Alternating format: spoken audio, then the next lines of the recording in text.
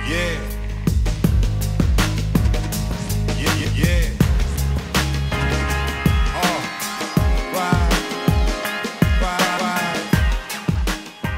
Yeah. Welcome to this week's episode of Coffee's Conversations and Keeping It Real. I'm Philip Marcel with my co-host, Trina George. Thank you, Trina. And we are here with our friend, Angie Blakemore, massage therapist. Welcome, Yes, sir. Angie. Thank you. Thank you for coming on. Happy to be here. Good. Glad to have you. Yes, we wanted to be the first podcast to host Angie. She told me she was the first. She hasn't done this before, so Awesome. yay. Yay. Y'all be nice. And this video. Promise. And, you know, this is going to be on the World Wide Web. And so your grandkids are going to see this someday. Okay. Like, how did Granny do it with the massage business? How long have you been doing massage? How long have you had your business? When did you get started? Why did you get started? Oh, goodness. I got started in 2011. So it's been just about 8 years now. And I started because I just had an interest in fixing some issues that I had with myself. You know, I was very active, and I still am very active. Yeah. So I was having some issues, and I tried to work them out myself through stretching and things like that. And ultimately, weeks down the road, when I wasn't able to do the things I was used to doing, I finally went and got a massage, and it took one massage, and it fixed my leg, and I got curious and started researching it, and Oh, wow. that all started snowballing from there. And how active were you, Angie, in your former life? What did you do? Very active. I've always been active with my kids. I played beach volleyball, not, you know, competitively crazy, but I did play beach volleyball and have exercised since I was a teenager. So That's cool. Nice. That's cool. I remember you talking one time you gave a presentation, and it's been my favorite, and you talked about fascia. Oh, yes. WTF, what the fascia? What the fashion. Oh, I need to hear about this. Okay, so even since that time, I mean, that was years ago. That was probably 5 or 6 years ago when I talked about that. Oh, my and goodness. so in that amount of time, they've developed something called the Fascial Congress, and they have worldwide conferences every few years where researchers get together and talk about the role of fascia in the body, because they used to think that It's called fascia? Fascia, like vase, vase? Fascia. Fascia. Yes. Okay. Fascia. So there's more nerve endings in your fascia than even in your fingertips. So they're just discovering a whole lot of interesting information about it, how it even affects the way your muscles and joints are able to move. So lots of interesting stuff. And fascia is all over the body? Because I know we were talking, Yeah. interestingly, we talked a lot about the back part and that little...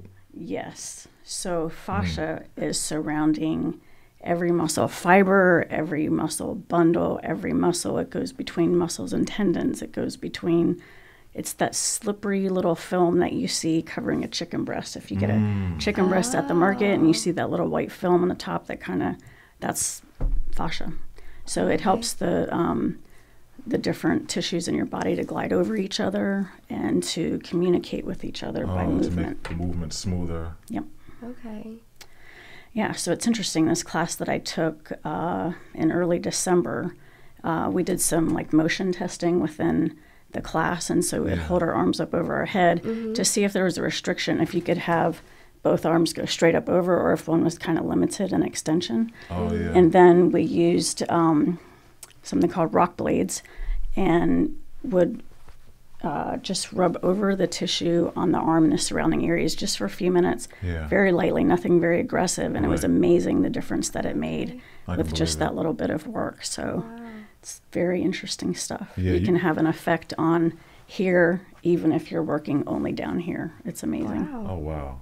And you have a lot of cool stuff that helps people out. Like, I remember when I got the foam roller from you, that has been very helpful. Sometimes very painful, depending on how long I go in between using it, but it is kind of a necessary thing. Sometimes I just lay on it just to stretch, because I'm getting to that age. You just I can't even be active. I can't roll. You just do a pec stretch when you lay with it down your back. Sit there for a while and just breathe. And sometimes that's the best way to start it. Because, I'll start crying if I try to start rolling sometimes, depending. Yeah, so I'll recommend for people to use foam rollers or lacrosse balls or even small super balls are great things that you can use to self-treat your muscles. So yes, I'm always recommending fun stuff like that for people to do. Yeah, and that's cool that you really offer a lot of self-treatment when people are in between visits and stuff like that. You're never scared that you'll lose the customers. They'll know how to take care of themselves? No, because even as a massage therapist, knowing all that stuff, I work on myself all the time. Yeah. But there are things that you can't necessarily fully treat yourself, but it can help you. Yeah.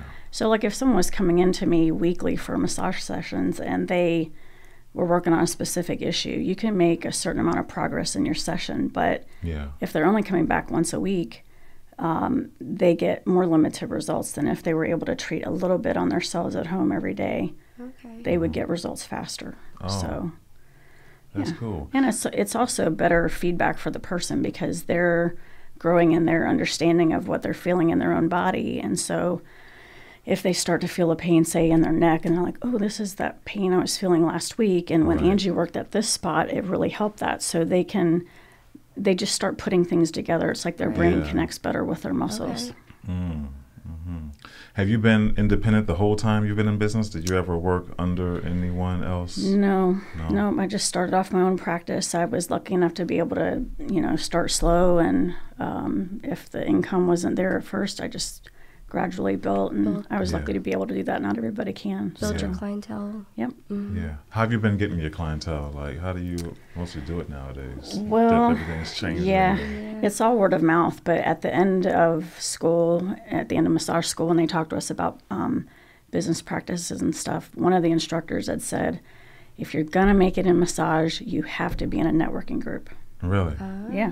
Oh, wow. And so I was like, okay, I'll keep that in mind. I don't know what a networking group is. Right. But there was a group that had started meeting in our church, and my pastor was like, hey, you should check out this business group. And so I was like, yeah.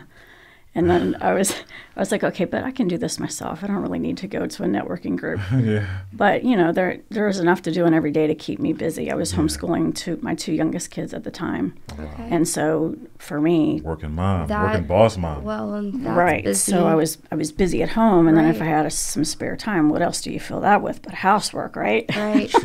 Absolutely. So that left little time if I wasn't really purposing and focusing on growing my business. So that's where Right. I found the networking group was super helpful. That is cool. Yeah, and I've always really used automation to help me too. Oh, Just yeah? being an individual person, I don't have employees. Right. So I've always used like an appointment scheduler online for people. Right. Yeah, so they can go online and schedule anytime they want. They don't have to wait to get me on the phone to do That's that. true. Okay. And it's they can reach you mobile. It works mobile. They can schedule that way. Mobile, computer. Yeah, they can do that. They can Nice. text me if they don't find something that works online to fit their schedule. They can text for an appointment. So Yes, you- you're responsive. yeah. Now, do you do like social media? Do you advertise that way as well? I've done a little bit on Facebook, and I've thought about doing some Instagram posting. I've been working with someone about getting that started, but I haven't really done much of that yet. Yeah. Mostly just the word of mouth. Yes, and it's been, I think what really increased a couple years ago was with the Gainesville Word of Mouth group on Facebook. Oh yes. So Yes. it really helps for your clients to have other people. Well, I guess not. They wouldn't necessarily be clients at that point, but say people are looking for a massage therapist or whatever other type Right. of business, and they post on that website. Then they get a lot of feedback from people about That's true. People will chime in. right, who's been good in the community, who's helped you in this. If someone's looking for a spa massage, they'll be asking for that. If they're looking for a Right. therapeutic massage, they'll be looking for somebody that does that, which is the type of work that I do. So. On the business side of it, has it been easy as far as like the whole management of your business with everything from the accounting to incorporating all these things from the marketing to everything? Is that like a piece of cake for you, or is it just No. And I mean, that's probably the biggest thing. I find that there's a lot of businesses that when you're going through school, they teach you how to do that business, but they don't teach you how to make that type of business run. right? So that's where I've been very lucky to just have people that are there to support me. So my husband does all my bookkeeping stuff and my tax prep. Cool. I use an online program that does scheduling, helps me to run credit cards in the sessions, sends reminders out to people automatically. Yeah. I can also do like email promotions, which I have done that. So I guess Right, that's yes. another way that I've promoted. Yes. So yeah, I have a promo person that does my Facebook posting for me, and they also write some blogs too. Oh, that's cool. Mm-hmm. That's cool. Now, do all your clients come to you, or do you go to their homes? The majority of the time they come to me. I have Okay. gone out at times, and I've also done chair massage for businesses. Okay. So sometimes a business will want to reward their employees. Sometimes it's a specific time of year. Sometimes they want to do it monthly as an employee benefit. So I've done that for different businesses in town. Yeah. Yeah.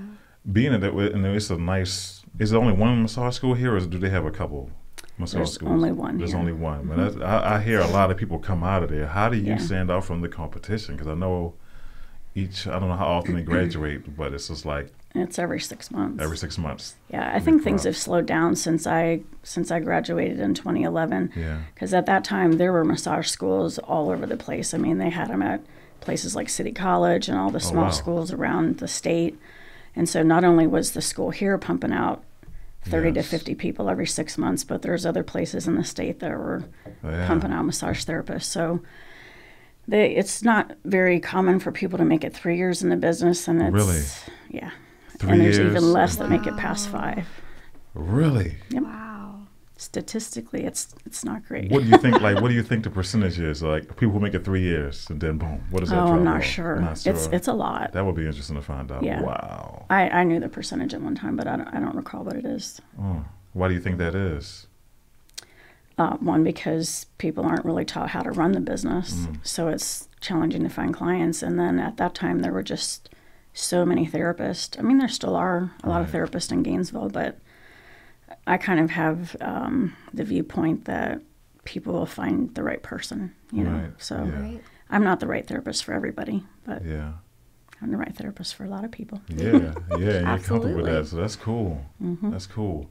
What do you think is the, I don't know, like your redeeming quality to keep people coming back to you? Like, because our business is pretty much about getting clients and maintaining clients. I think it probably comes down to that, you know? And it sounds like you educate your clients as well. I do. Yeah, I personally put a great priority on education for myself, so that's how I keep really relevant to current scientific improvements and knowledge, so that I'm the best massage therapist I can be, and also just learning new techniques, really studying up on different, there's so many different theories and things that you can go to in massage therapy. So I feel like really focusing on that helps me to be a better therapist to people. Yeah. So Right. people really get results when they come to me, and I think Right. that's a lot of what keeps them coming back, because they'll have gone through, sometimes they'll go through physical therapy, or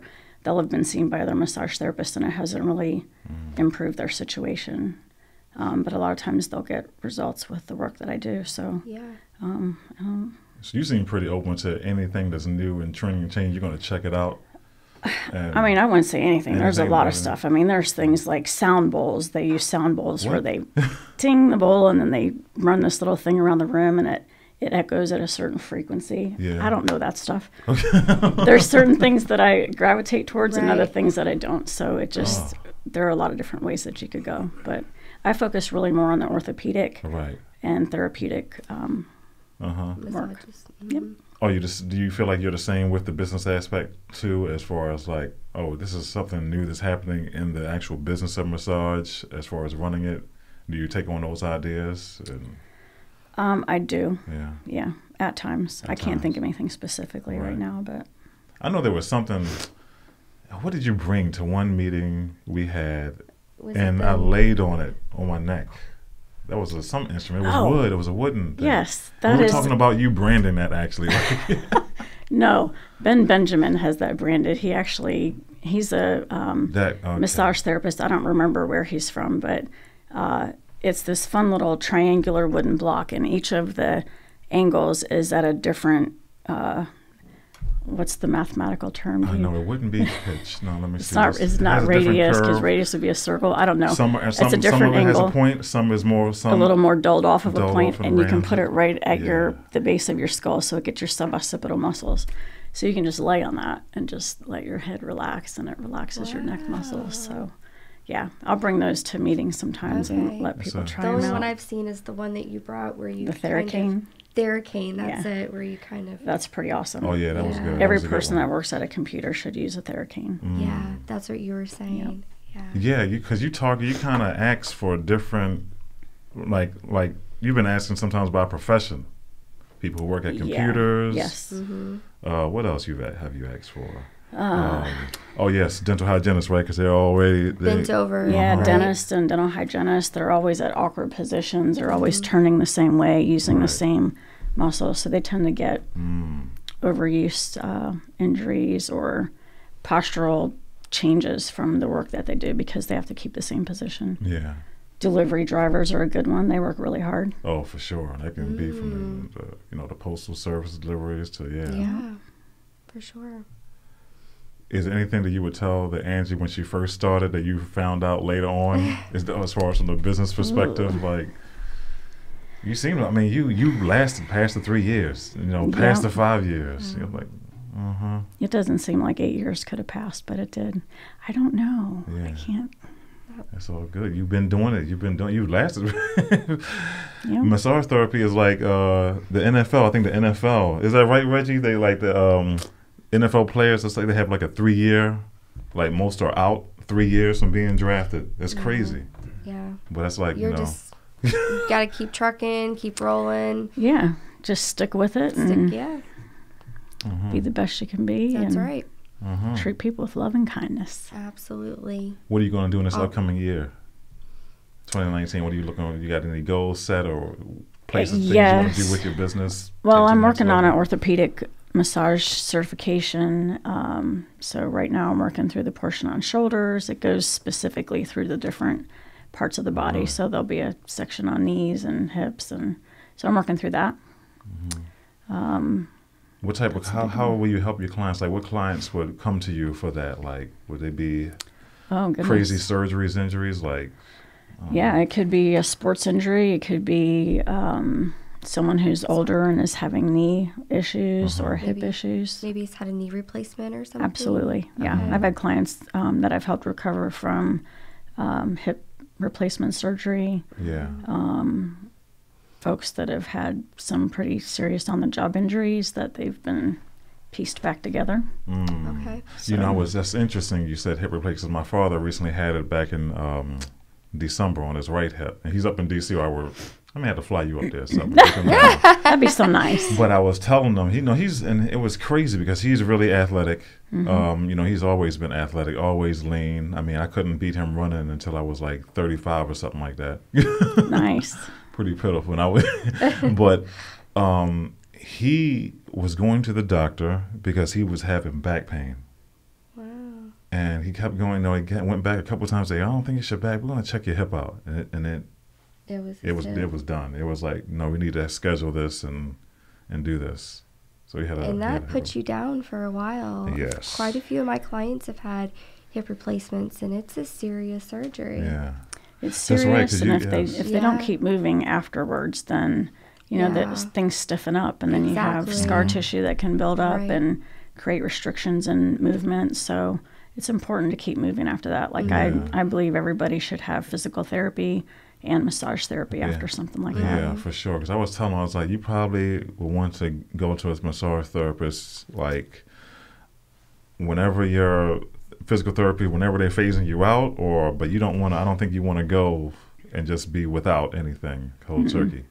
So that was, I recommend it too, because I had, the rotator cuff surgery last year. You're doing pretty good, aren't you? I'm trying, yeah. Following your advice. Very nice. So it's good to have good to know massage therapists and get tips from and stuff like that. She's prescribed me many things. Help me out. I'll do this. I prescribe some active movement for you right now. Recommend, yeah, that's right. I cannot prescribe. I'm not a physician. That's right. Cool. Well, thank you so much, Angie, for joining us. Thanks, Angie. It's been a pleasure talking about your business with us. Thank you.